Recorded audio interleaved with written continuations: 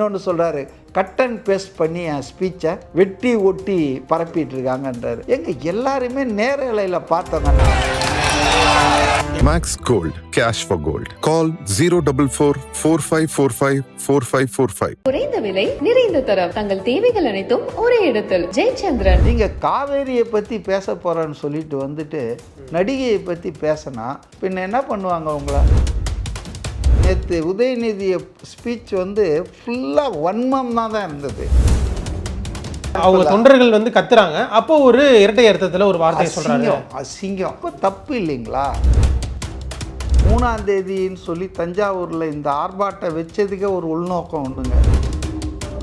உதயநிதி இப்போ கட்சியில் பொறுப்பாக இருந்து தலைமையாக இருக்கும்போது அவருக்கு வந்து பர்சனலாக எடுத்துக்கிறாரு. அப்போ அங்கேருந்து போலீஸ் வருது, வந்து அரெஸ்ட் பண்ணி விசாரணை கூப்பிட்டு போகிறாங்க. இதுக்கு போலீஸுக்கு கோஆப்ரேட் பண்ணுறதுக்கு பதிலாக எல்லா மந்திரியும் முன்னாள் அமைச்சர்லாம் வந்து உட்காந்துக்கிட்டு பெரிய சீன் கிரியேட் பண்ணுறாங்க. இது என்ன? குறைவாக எடை போட்டாங்களா முதல்வரை? ஏன்னா இந்த மாதிரிலாம் பேசினா அவங்க வந்து எதுவும் பண்ண மாட்டாங்க அப்படிங்கிற மாதிரி குறைச்சி எடை போட்டாங்களா? அதனுடைய பலன் தான் இன்றைக்கி பார்க்குறாங்களா? ஆமாம், மேபி.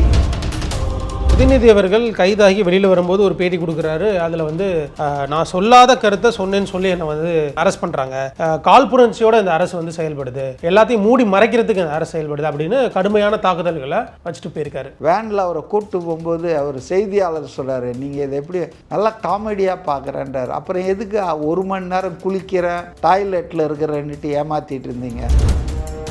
திமுகவுக்கு வந்து தங்களை எதிர்ப்பவர்களை ஆபாசமாக பேசுவது, அருவருக்கத்தக்க லாங்குவேஜில் அர்ச்சனை பண்ணுதுன்றது காலங்காலமாக வந்துட்டு இருக்குதுங்க. இப்போ எனக்கு கூட ஐம் அஃப்ரைடு, ஹைகோர்ட் வந்து 2 மணிக்கு என்ன சொல்ல போகுது, இவர் தஞ்சாவூருக்கு போகிற வழியிலே திருச்சியிலே இறக்கி கூப்பிட்டு வந்துடுவாங்களா?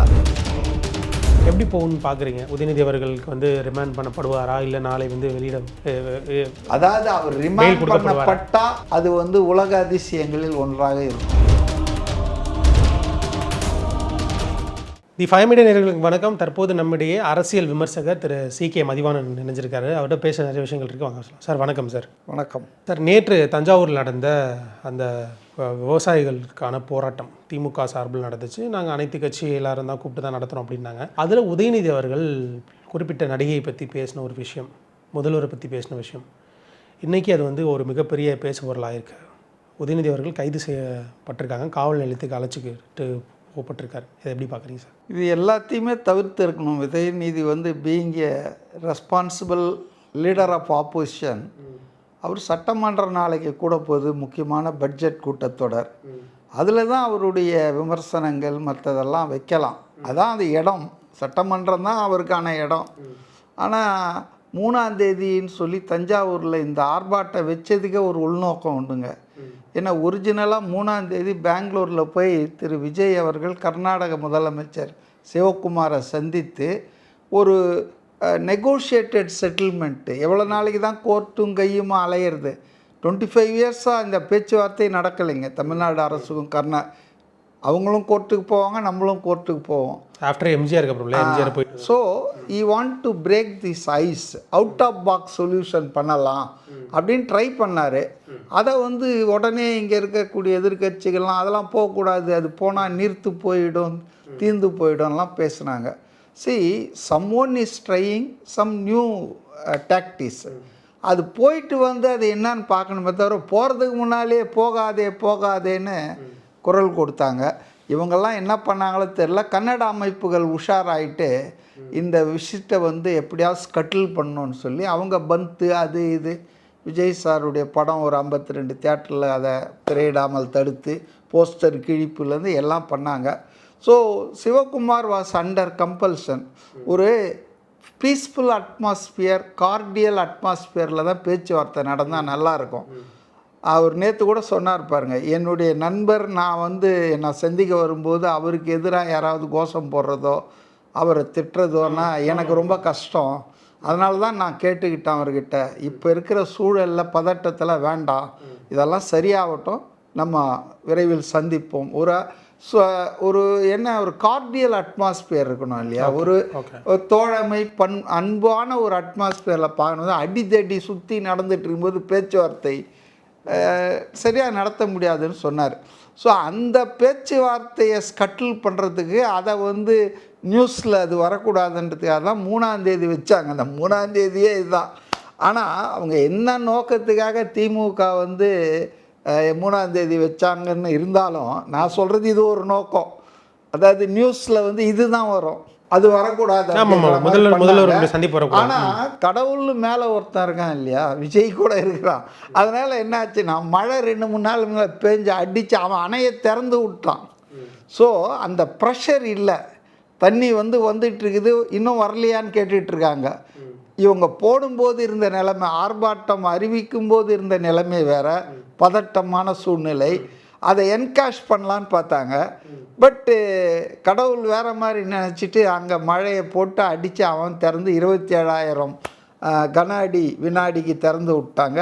காவேரி ஆற்றின் அந்த இதெல்லாம் எல்லை ஓரத்தெல்லாம் வெள்ளம் வரா மாதிரி ஆகிப்போச்சு. ஸோ அதனால் அவங்களுடைய நோக்கம் எதுவாக இருந்தாலும் அது வந்து இதாகிடுச்சு, புஸ்வானம் ஆயிடுச்சு. ஸோ அதனால தான் நீங்கள் பார்த்தீங்கன்னா நேற்று உதயநிதி ஸ்பீச் வந்து ஃபுல்லாக வன்மம் தான் இருந்தது. They did not speak a word against central government or இந்த காவேரி நீர் மேலாண்மை வாரியத்தை பற்றியோ கர்நாடகா கவர்மெண்ட்டை பற்றியோ எதை பற்றியும் அவங்க கவலை இல்லை. அவங்க full and full dummy CM, இப்படி தான் டம்மி முதல்வர், அது இதுன்னு தான் பேசினாங்க. அதில் எனக்கு சிரிப்பு என்னன்னா, நேற்று கூட ஒரு தொலைக்காட்சி டிபேட்டில் நான் சொன்னேன் இதை கரெக்டாக. அதாவது 3 டிமாண்ட் வச்சுருந்தாங்க அந்த பேனரில் பார்த்தேன். 2வது டிமாண்ட் என்னென்னா, மேகதாதில் அணை கட்டுவதை தடுக்க தவறிய தாவேக அரசு.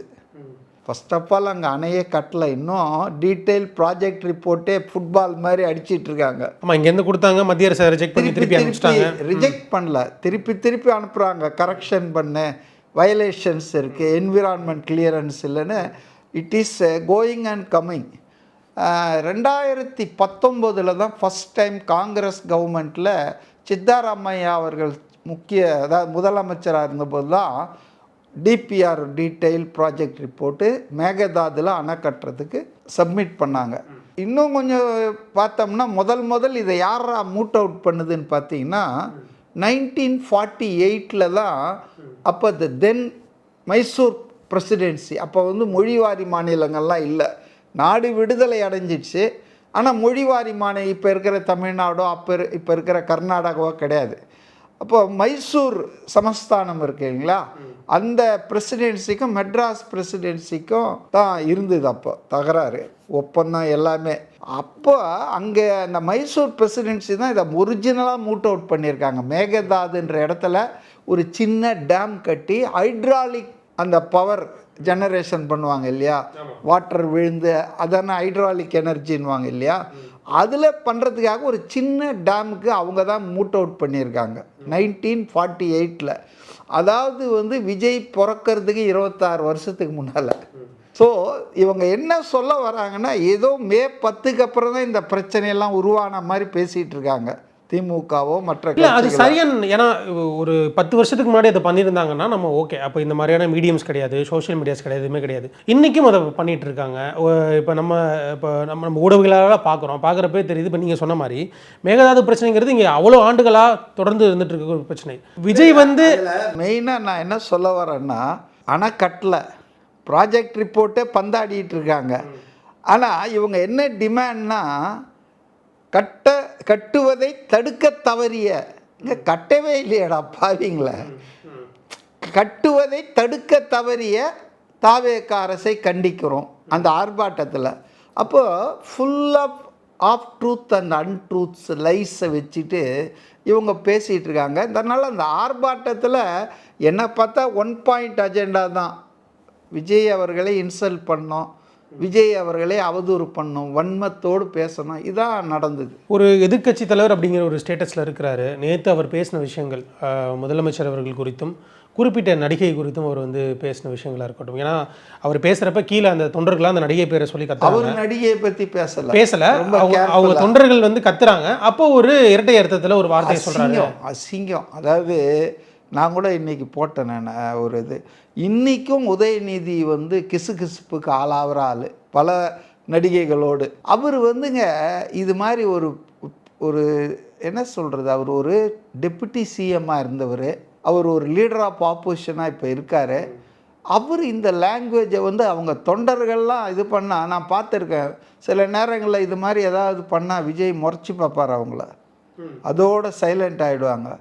இவர் அவங்க வந்து கத்துறாங்க, முதலமைச்சருக்கு இதுதான் குறி அப்படின்னு நோக்கம் இதுதான்றாரு. அவங்கெல்லாம் ஒரு நடிகையின் பேரை சொல்லி கத்துறாங்க.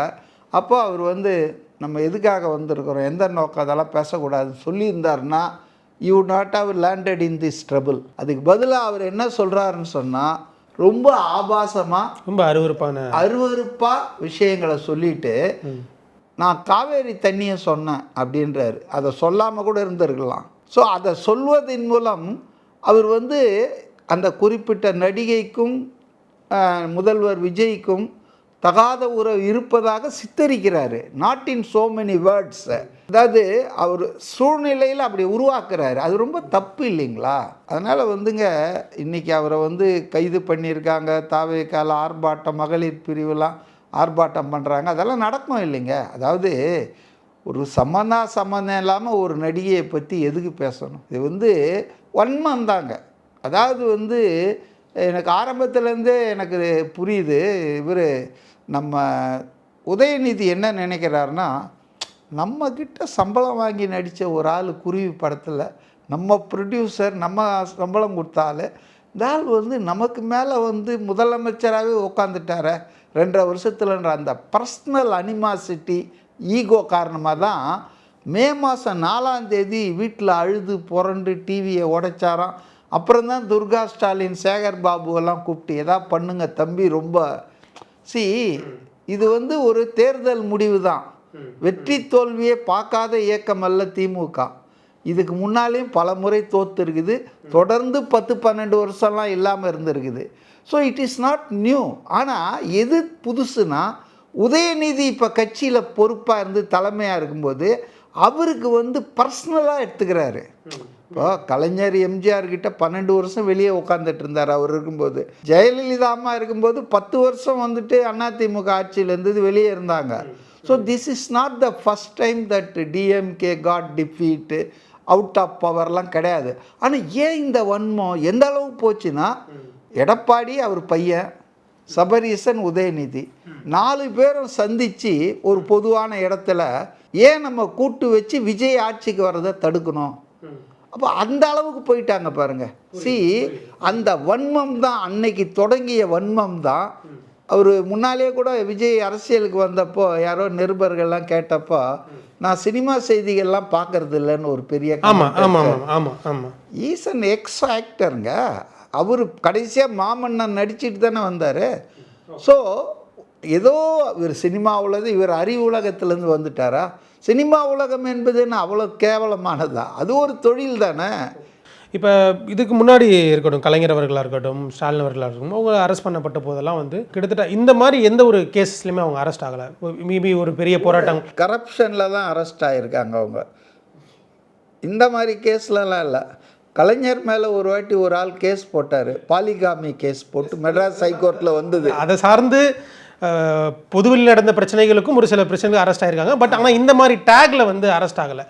உதயநிதி அவர்கள் ஒரு எதிர்க்கட்சி தலைவர்கள் ஒரு ஒரு ஒரு பெண்ணை இழிவுபடுத்தி பேசிட்டாரு அப்படின்னு கிட்டத்தட்ட 9 செக்ஷன்கள் வந்து போடப்பட்டிருக்கு. அதில் Tamil Nadu prohibition of harassment of women amendment act 2002ல் செக்ஷன் 4 கீழே ஒரு செக்ஷன் போட்டு அரெஸ்ட் பண்ணியிருக்காங்க. இது அதில் ஒரு செக்ஷனுக்கு பெயிலே கொடுக்க முடியாது, நான் பெயிலபிள் செக்ஷன் இருக்குது. அந்த 9ல் 1 நான் பெயிலபிள். 2வதுங்க, நீங்கள் இதெல்லாம் விடுங்க. இல்லை, இதை மாடஸ்டி ஆஃப் தி உமனை வந்துட்டு ஒரு பொது வெளியில் ஒரு பொது வாழ்க்கையில் இருக்கிற ஒரு பெண்ணுடைய அந்த மாண்பை பெண்ணுக்கு அவமானப்படுத்துறதுன்றத மன்னிக்கவே முடியாதுங்க. நான் உண்மையிலே இதுக்கெல்லாம் அரெஸ்ட் பண்ணுறத நான் விரும்பாதவன் தான். வழக்கு போட்டு தண்டனை கொடுக்கலாம், அரெஸ்ட் பண்ண வேண்டிய தேவையில்லை. ஆனால் இந்த நேற்று அவர் பேசுகிறத நான் வீடியோவில் பார்த்தேன், ரொம்ப கேவலமாக இருக்குது. இதெல்லாம் இப்படியே விட்டோன்னு வச்சுங்க, இவங்க பதவி, பணம், இவங்களுடைய பெரிய பொலிட்டிக்கல் பார்ட்டின்னு நாளைக்கு இன்னொருத்தன் பேசுவான். ஏற்கனவே சிவாஜி கிருஷ்ணமூர்த்தின்னு ஒரு ஆள் பேசிகிட்டு இருக்கான் ரொம்ப மோசமாக. இப்போ அவருக்கு இணையாக இப்போ உதயநிதி வந்துட்டார், அந்த கட்சியிலேருந்து தான் பார்க்க முடியுது. ஸோ அவர் அரெஸ்ட் பண்ணுறது என்னை பொறுத்தவரையில் இந்த விஷயம் அதாவது protect the modesty of the woman in public. Okay, correct. நாளைக்கு நடக்கவிருக்கிற சட்டமன்ற கூட்டத்தையும் காவிரி பிரச்சனையும் திசை திருப்புவதுக்கு தான் இந்த கைது அப்படின்னு திமுக சொல்கிறாங்க. இவங்க தானே அதுக்கு வாய்ப்பு கொடுத்துருக்காங்க. இவங்க காவேரி பிரச்சனையை பற்றி பேசியிருந்தால் பிரச்சனை இல்லைங்க. ரெண்டாவது சட்டமன்ற கூட்டத்தொடர் என்ன இவர் உதயநிதி ஸ்டாலின் இல்லைன்னா திமுகவே இல்லையா? ஏன் நேரு இருக்கார், தங்கம் தென்னரசு இருக்கார், எல்லோரும் இருக்காங்க. பிரேமலதா கூட பார்த்தேன், நான் வரும்போது பார்த்துட்டு தான் வந்தேன். அந்த அம்மா கூட கமெண்ட், இது வந்து ஆங்கிலேயர் வாய்ப்பு எதிர்கட்சிகளை வந்து ஒடுக்கும் முயற்சின்றாங்க. அதெல்லாம் கிடையாது. எவ்வளோ விமர்சனம் விஜய் மேலே பண்ணிகிட்டு இருக்காங்க, இன்றைக்கும் பண்ணிகிட்டு இருக்காங்க. என் சாட்டை துரைமுருகன்லாம் பேசாத பேச்சா? ஆனால் ஒரு எதிர்கட்சி தலைவர் எப்படி நடந்துக்கணுமோ அப்படி நடக்காமல் ஒரு நடிகையை பற்றி அவங்க ஒன்றும் அரசியலில் இல்லை, அவங்க எதுவும் அரசியல் கருத்து சொல்ல, நீங்கள் காவேரியை பற்றி பேச போகிறேன்னு சொல்லிட்டு வந்துட்டு நடிகையை பற்றி பேசினா பின்ன என்ன பண்ணுவாங்க உங்களை? அதுவும் திருச்சி அந்த பேசின இடத்துல கம்ப்ளைண்ட் கொடுத்துட்டாங்க தாவேகா மகளிர் அணி. அப்போ அங்கேருந்து போலீஸ் வருது, வந்து அரெஸ்ட் பண்ணி விசாரணை கூப்பிட்டு போகிறாங்க. இதுக்கு போலீஸுக்கு கோஆப்ரேட் பண்ணுறதுக்கு பதிலாக எல்லா மந்திரியும் முன்னாள் அமைச்சர்லாம் வந்து உட்காந்துக்கிட்டு பெரிய சீன் கிரியேட் பண்ணுறாங்க. இது என்ன மறியல் பண்ணுறாங்க ஈசிஆரில்? என்ன பெரிய செக்கிழுக்குந்துட்டு தமிழ்நாடு முழுக்க மறியல் போராட்டம் நடந்துட்டு இருக்கு சார். திமுக என்பது ஒரு ஈவில் ஃபோர்ஸுன்னு எம்ஜிஆரும் ஜெயலலிதா சொன்னாங்க இல்லையா, தீய சக்தின்னு. உண்மையிலே தமிழ்நாட்டில் இருக்கிற மிகப்பெரிய தீய சக்தி திமுக தாங்க. அதை வந்து ஒழிக்கணும், ஒழிச்சாதான் அரசியல் சுத்தப்படும். இல்லைன்னா இந்த மாதிரி விஷயங்கள் தான் பேசிக்கிட்டு தனிப்பட்ட வாழ்க்கையை பற்றி நான் என்ன சொல்ல, நீங்கள் அரசியல் ரீதியாக தாவேக அரசை விமர்சனம் பண்ணுங்கள், விஜய் அவர்களை குற்றம் சொல்லுங்கள், அவருக்கு நிர்வாகம் நடத்த தெரியலன்னு சொல்லுங்கள், பேச தெரியலன்னு சொல்லுங்கள், எல்லாம் சொல்லுங்கள். உங்களை மாதிரி லஞ்சம் வாங்க தெரியலன்னு சொல்லுங்கள், ஊழல் பண்ண தெரியலன்னு சொல்லுங்கள். ஆனால் ஒரு நடிகையை ஒரு பொதுவெளியில் ஒரு பெண்ணை சம்பந்தப்படுத்தி தொடர்பு படுத்தி ஆபாசமாக அருவருக்கத்தக்க வகையில் நீங்கள் மைக் போட்டு பேசுகிறீங்க, லைவில் ரிலே ஆகிட்டுருக்கு, எத்தனை கோடி பேர் பார்த்துருப்பான். அந்த நடிகைக்கோ அந்த பெண்ணுக்கோ ஏற்பட்ட மன உளைச்சலுக்கு யாருங்க பதில் சொல்கிறது? ரொம்ப குறைவாக எடை போட்டாங்களா முதல்வரை? ஏன்னா இந்த மாதிரிலாம் பேசினா அவங்க வந்து எதுவும் பண்ண மாட்டாங்க அப்படிங்கிற மாதிரி குறைச்சி எடை போட்டாங்களா? அதனுடைய பலன் தான் இன்றைக்கி பார்க்குறாங்களா? ஆமாம், மேபி. அதாவது இவர் வந்து எதுக்கும் கண்டுக்க மாட்டார், அமைதியாக இருப்பார். ஏன்னா அவருடைய பாணியே அதுதானே, no confrontation with anybody, cooperation with everybody, இதுதானே அவருடைய. அதனால தானே சிவகுமார்கிட்டே போய் பேசுகிறதுக்கு போகிறாரு. இவர் தான் மீட்டிங் கேட்டார், அவர் ஒன்றும் கூப்பிடல. இவர் தான் மீட்டிங் கேட்டு நம்ம பேசி தீர்ப்போம்னு சொல்லி ட்ரை பண்ணார். அது நடக்கலைன்னு ஒன்று பார்த்தீங்கன்னா தமிழ்நாட்டில் அந்த மு.க. ஸ்டாலின் தனிமைப்படுத்தி விட்டார். அவர் வந்து இப்போ அழையா விருந்தாளி ஆகிவிட்டார். We should have worried. என்னடா நம்ம சீஃப் மினிஸ்டர் வந்து ஒரு ட்ரை பண்ணார், அது நடக்கலையே. இப்போ இவங்களுக்கெல்லாம் காவேரி பிரச்சனையோ விவசாய பிரச்சனையோ இதெல்லாம் பிரச்சனை இல்லைங்க. 6 மாதத்தில் தேர்தல் வரும்னு சொல்லிகிட்டு இருக்கிறவங்க, 3 மாதம் கூட இந்த ஆட்சி தாங்காதுன்னு சொல்லிகிட்டு இருக்கிறவங்க, விஜய் ஜெயிச்சிடக்கூடாதுன்றதுல தெளிவாக இருக்காங்க. இவங்க ஏன் எதிர்க்கிறாங்க தெரியுங்களா? அவர் ஏதாவது போய் ஏதாவது செட்டில்மெண்ட் ஆயிடுச்சுன்னா 25 வருஷம் அப்போ நம்ம கையாண்ட முறை தப்புன்னு ஆகிடுமே ஜனங்க மத்தியில். ஸோ கடவுளே இவர் ஜெயிக்கக்கூடாதுன்னு பிரார்த்தனை பண்ணியிருப்பாங்க. இதுதான் தமிழ்நாட்டு அரசியலுக்கும் கர்நாடக அரசியலுக்கு வித்தியாசம். என்னென்னா கர்நாடகாவில் வந்து சர்வ கட்சி கூட்டம் நடத்தினாங்க 2 நாளைக்கு முன்னால். எனக்கு உண்மையிலே ரொம்ப ஒரு பொறாமையாக இருக்குங்க. 7 முன்னாள் முதல்வர்கள் உட்காந்துட்ருக்காங்க, பாஜக காங்கிரஸ் முதல்வர்கள்லாம். மத்திய நீர்வளத்துறை அமைச்சர் வந்து ரேவண்ணா சோமண்ணா வந்து உட்காந்துக்கிட்டு அங்கே பேசிகிட்டு இருக்கான்.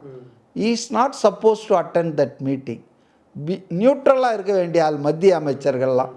ஆனால் நம்ம ஸ்டேட்டில் ஏன் கூட்டலன்றாங்களே, கூட்டினா இந்த கதை தான் நடக்கும்.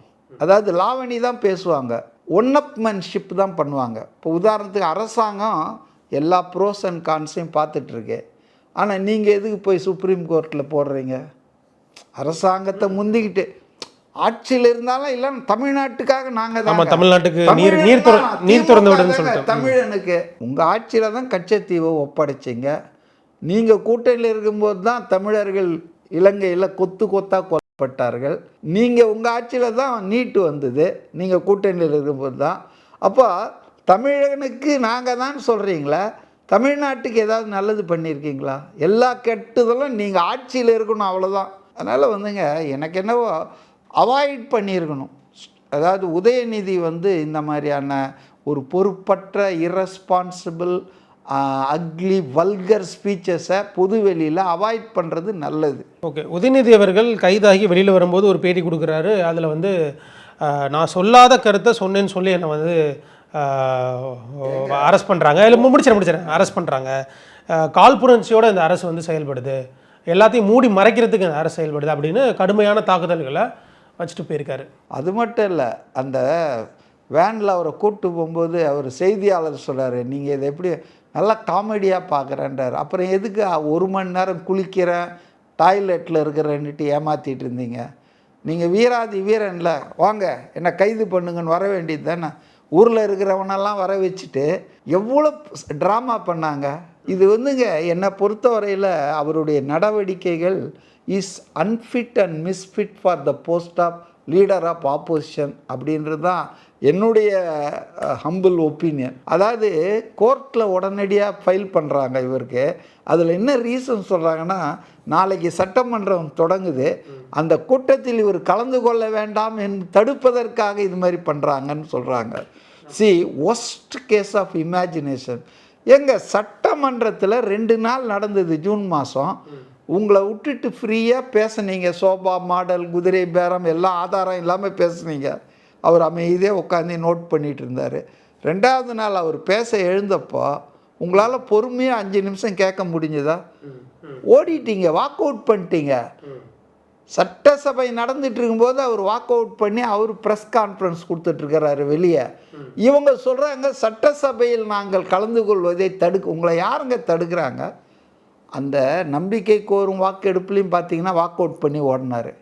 ஸோ 2 சட்டசபை கூட்டத்தொடர் நடந்திருக்கு. 2லேயும் திமுக வந்து வாக் அவுட் பண்ணி தான் ஓடி இருக்காங்க. நாளைக்கும் வாக் அவுட் பண்ணுவாங்க. இதுதான் அவங்களுடைய வாடிக்கை. அதனால் சட்டமன்றத்தில் இவர் கலந்து கொள்ளக்கூடாது என்பதற்காக உங்களை இப்படி பேச வச்சாங்களா அவங்க? அதனால் இதெல்லாம் வந்து எல்லாரும் பார்த்தாங்க. 2வது இன்னொன்று சொல்கிறாரு, கட் அண்ட் பேஸ்ட் பண்ணி என் ஸ்பீச்சை வெட்டி ஒட்டி பரப்பிட்டு இருக்காங்கன்றார். எல்லாருமே நேரலையில் பார்த்தவங்க. நல்ல வேலை இப்போல்லாம் பத்திரிகைகளை நம்பி, பத்திரிகை செய்திகளை நம்பி இல்லை, சோஷியல் மீடியாவில் அப்படியே பார்த்துட்ருக்குறோம். இப்போ சேனல்லையும் அப்படியே லைவ் ப்ராட்காஸ்ட் பண்ணாங்க. அதனால் வந்து நாம் அப்படி பேசுகிறேன்னு அவர் சொல்லவே முடியாது. ஆதாரங்கள் அப்படியே இருக்குது. இப்போ தேர்தலுக்கு முன்னாடிலேருந்து எடுத்துட்டோம்னா இன்னைய வரையுமே ரொம்ப தனிப்பட்ட தாக்குதல்களை முதல்வர் விஜய் மீது வச்சுட்டு இருக்காங்க. கரூர் பிரச்சனை பயந்து ஓடினார் அப்படின்னு சொல்கிறாங்க, வாயை மூடி இருந்தார்னு சொல்கிறாங்க, தற்குறி அப்படிங்கிற வார்த்தைகளை சொல்லி பயன்படுத்தினாங்க. முதல்வர் ஆனதுக்கப்புறமும் ரொம்ப நேற்று வரையுமே வந்து ஒரு ஆபாசமான ஒரு தாக்குதல்களை முதல்வர் மீது, தனிப்பட்ட நபர் மீது அவங்க வந்து நடத்துகிறாங்க அப்படிங்கிறத பார்க்க முடியுது. இதை எப்படி பார்க்குறீங்க? இப்போ நேற்று ஒருத்தர் விடுதலை ஆகியிருக்கார், மார்கண்டேயன் எம்எல்ஏ, 5 நாள் ஜெயிலில் இருந்துட்டு. அவர் என்ன பேசினார்? மேடையில் வந்து அந்த ஆர்எஸ் பாரதி திமுகவின் அமைப்பு செயலாளர் இருக்கிறாருன்னு ஒன்றும் அவர் மெச்சிக்கணுன்றதுக்காக முதல்வர் என்றும் பாராமல் கையை உடைப்பான், காலை உடைப்பான், எலும்பை உடைச்சிருவேன்னு பேசினார். பேசிட்டு 15 நாள் இப்போ உள்ளே இருந்துட்டு வெளியே வந்திருக்காரு. இது இவங்கெல்லாம் ஏதோ எக்ஸப்ஷனல் நான் நினச்சா இது மேலே இருந்தே கருவின் குற்றமாக இருக்குது. உதயநிதி இப்படி தானே இருக்கார், ஸ்டாலினே இப்படி தானே பேசிகிட்டு இருக்காரு. அதனால் வந்து திமுகவுக்கு வந்து தங்களை எதிர்ப்பவர்களை ஆபாசமாக பேசுவது, அருவருக்கத்தக்க லாங்குவேஜில் அர்ச்சனை பண்ணுதுன்றது காலங்காலமாக வந்துட்டுருக்குதுங்க. நான் வந்து ஒன்று சொல்கிறேன் கேளுங்க. அதாவது காமராஜர் அவர்கள் முதல்வராக இருக்கும்போது இவங்க வந்தாங்க, நம்ம எலிசபெத் மகாராணி வந்தாங்க. அப்போ அவர் முதலமைச்சர் பை புரோட்டோக்கால் அவங்கள போய் வரவேற்றுட்டு அவங்கள கூப்பிட்டு போனோம் இல்லையா. அப்போது இ வாஸ் வெயிட்டிங் இந்த இது மாதிரி கிரவுண்ட் ஃப்ளோரில். அவங்க மேலேருந்து வராங்க. அவங்க வந்து இதெல்லாம் கற்பனை, கருணாநிதி ஆளுங்க திமுக ஆளுங்கள்லாம் சொன்னது எழுதுந்து. ஆர் யூ ரெடி நாங்களாம். இவர் தப்பாக புரிஞ்சுக்கிட்டு இங்கிலீஷ் தெரியாதால ஐ எம் நாடார் நேரம். இப்படியெல்லாம் தலைவர்களை, அதாவது காமராஜர் போன்றவர்களை, இந்திரா காந்தி போன்றவர்களை மிகவும் ஆபாசமாக பேசியவர்கள் தான் திமுகவினர். அண்ணாவாக இருக்கட்டும், கலைஞராக இருக்கட்டும், யாராக இருக்கட்டும். அதனால் அதே தான் நாங்கள் விதை ஒன்று போட்டால் சொர ஒன்றா வரும். கருவின் குற்றம் நான் தான் சொன்னேன். அது ஜீன்லேயே இருக்குங்க. எதிராளிகளை வந்து அரசியல் ரீதியாக விமர்சனம் பண்ணாமல் ஆபாசமாக பேசுறது, அருவருக்கத்தக்க அளவு அர்ச்சனை பண்ணுறது திமுகவினுடைய இதுலேயே பிளட்லேயே இருக்குதுங்க. அதுக்கு இவரும் ஒரு சாட்சியாக இப்போ அமைஞ்சிருக்கு. தொடர் குற்றச்சாட்டு வைக்கிறாங்களே சார், இது வந்து அரசியல் பழிவாங்கல் அப்படிங்கிறாங்க. எங்க அரசியல் பழி சட்டமன்றத்துக்கு உதயநிதி அவர்கள் வந்து கலந்துக்கிட்டால் அங்கே வந்து நிறைய கேள்விகள் இருப்பார், அதை தாவேக்காவோட முகத்திரையை கிழிப்பார் அப்படிங்கிறதுக்காக இந்த அரெஸ்ட் பண்ணியிருக்காங்க அப்படின்னு சொல்கிறாங்க. இல்லை, இன்னைக்கு இந்த முகத்திரையை கிழிக்கிறதுக்கு இப்போ தமிழ்நாடு முழுக்க திமுகவினர் எல்லா டிஸ்ட்ரிக்ட்லையும் இந்த போராட்டம் பண்ணிட்டு இருக்காங்க. அதாவது கைது பண்ணும்போது நான் பார்த்தேன், நீலாங்கரையில் முட்டாள் முதலமைச்சர் ஒழிகன்னு கோஷம் போடுறாங்க. you see the way the cadres have been trained. முட்டாள் முதலமைச்சர்ன்றாங்க. இதெல்லாம் வந்துங்க இவங்கள சொன்னால் ஒத்துக்குவாங்களா? அதாவது விமர்சனம் பண்ணுங்க, அவதூறு பண்ணாதீங்க. You can criticise the government in power. அதில் யாருக்கும் எந்த கருத்து சுதந்திரம் இருக்குது. ஆனால் எனக்கு கருத்து சுதந்திரம் இருக்குதுன்னு சொல்லிட்டு முட்டாள்ன்றதுங்க, எலும்பை உடைப்பன்றது. ஒரு சட்டமன்ற உறுப்பினர் இப்படி பேசுகிறார, மேடையில் இருக்கிற RS பாரதி இழுத்து நிறுத்தியிருக்க வேணா, இப்படிலாம் பேசக்கூடாது, வன்முறையை தூண்டக்கூடாதுன்னு. இப்போ அவங்க எதுவும் செய்ய மாட்டாங்க. இவங்க கிளப்பி விடுறதில்ல. எவனாவது சாதாரண நாள் கத்தி எடுத்து மாட்டான்னா வெறியாயிடுவான். நான் என்ன சொல்கிறேன், வன்முறையை தூண்டுவதுன்னா பேசுகிறவன் செய்ய மாட்டான். அவன் மேடையில் இருந்துங்க நோனா தொடச்சி போட்டு போயிடுவான். ஆனால் இவன் பேச்சை கேட்குறாங்களே, இந்த வெறுப்பு ஊட்டும் பேச்சு, குரோதத்தை அதிகரிக்கும் பேச்சு, அது வந்து எவனா ஒரு சாதாரண ஆள் இருக்கான் இல்லையா, அவனை பாதிச்சிடும். இப்படி தான் பல விஷயங்கள் நடக்கிறது. அதுதான் வன்முறையை தூண்டும் பேச்சு யார் பேசினாலும் போலீஸ் வந்து அரெஸ்ட் பண்ணுறது காரணமே. அவர் பண்ண மாட்டார், அவர் எல்லாம் தெரியும், அவருக்கு அழகாக போயிடுவார் காரில் ஏறி. ஆனால் இவருடைய இந்த வன்முறை தூண்டும் பேச்சால், இந்த வெறுப்பு ஏற்றும் பேச்சால் இளைஞர்கள், கொஞ்சம் ரொம்ப அவ்வளோ விவரம் இல்லாத ஆட்கள் ஈஸியாக இதாகிடுவான். அவன் போய் ஏதாவது தப்பு பண்ணிவிடுவான். இதுதான் வன்முறையை தூண்டுறதுன்றது. அவர் பேசுகிறவர் போய் தூண்டுறது இல்லை, அவர் ஜாலியாக தான் இருப்பார். அவர் பேச்சை கேட்குறவன் எவனாவது ஒருத்தன் ட்ரிகர் ஆகிடுவான். மக்கள் மத்தியில் இது வந்து அதிர்வலையை ஏற்படுத்தும், மக்களுக்கு உண்மை என்னங்கிறது இப்போ தெரியும் அப்படிங்கிற மாதிரியான விஷயங்களையும் திமுகவினரும் அவங்கள சார்ந்த நபர்களும் இன்றைக்கி சொல்லிட்டு இருக்காங்களே. இப்போ 2 மணிக்கு இந்த கேஸை வந்து உயர்நீதிமன்றம் எடுத்துக்கிறதா இளந்திரையன் சொல்லியிருக்காரு தலைமை நீதிபதி. அது இல்லாமல் மட்டும்தான் இதை போட்டுட்ருக்காங்க, கைது செய்யாதீர்கள் என்று ஓரலாக உத்தரவிட்டார் அப்படின்ட்டு. வேற எந்த 12 மணி வரையும் கைது செய்யாதீர்கள் அப்படிலாம் அவங்க சொல்ல மாட்டாங்க. ஒரு கேஸை எடுக்கிறதுக்கு முன்னாலேயே இது எதுக்கு அவசர வழக்காக எடுக்கணும். செந்தில் பாலாஜி பாருங்கள், முதல் நாள் ஹைகோர்ட்டு அதை வந்து முன்ஜாமீனை வந்து அதே ஹைகோர்ட்டு வேற ஒரு கேஸில் அவருக்கு முன்ஜாமீன் நிபந்தனையோடு கொடுத்துருக்குது. இன்னொரு கேஸுக்கு போகும்போது அந்த கோர்ட் என்ன சொல்லுதுன்னா, இல்லை உங்களை காவல்துறை காவலில் எடுத்து விசாரிக்க வேண்டிய குற்றத்தை நீங்கள் பண்ணியிருக்கீங்க, so we will not give you anticipatory பெயிலுன்னு தெளிவாக ரிஜெக்ட் பண்ணிடுறாங்க. ஜட்ஜே சொல்கிறார் இதை, புரியுதுங்களா? அரசு வழக்கறிஞர் சொல்ல, ஜட்ஜி சொல்கிறாரு, நீங்கள் அந்த அளவுக்கு தப்பு பண்ணியிருக்கீங்க, உங்களை காவலில் வச்சு தான் போலீஸ் விசாரிக்கணும், அதனால் உங்களுக்கு முன்ஜாமீன் கிடையாதுன்னு. அப்போவே சுப்ரீம் கோர்ட்டுக்கு போகிறாங்க. சுப்ரீம் கோர்ட்டில் உடனே இது அவசர வழக்காக எடுக்கப்படுது. சுப்ரீம் கோர்ட்டில் வந்து என்ன சொல்கிறாங்கன்னா, முன்ஜாமீன் கொடுக்கறது மட்டும் இல்லை, இவரை கைது பண்ணக்கூடாதுன்றாங்க. என்ன ஊழல், எவ்வளோ சமாச்சாரங்கள். இப்போ இவங்களுக்கு எப்படி ப்ரிவிலேஜ் வருது? இப்போ எனக்கு கூட ஐம் அஃப்ரைடு. ஹைகோர்ட் வந்து 2 மணிக்கு என்ன சொல்ல போகுது, இவர் தஞ்சாவூருக்கு போகிற வழியிலே திருச்சியிலே இறக்கி கூப்பிட்டு வந்துடுவாங்களா? நீதி என்பதும் நீதிமன்றம் என்பதும் ஆளை பார்க்கக்கூடாதுங்க, பொசிஷனை பார்க்கக்கூடாதுங்க. ரூல் ஆஃப் லா, சட்டத்தின்படி ஆட்சி நடக்கணும். இவன் கொஞ்சம் வசதியான வக்கீலை வைக்கிறான், இவன் கொஞ்சம் பெரிய ஆளை கூப்பிட்டு வரான் கபில் சிப்பலன்னா உடனே பெயில் கொடுத்துருது. இதெல்லாம் வந்து சட்டத்தின் மேலே, நீதிமன்றங்களின் மேலே மக்களுக்கு இருக்கிற நம்பிக்கையே போயிடுது.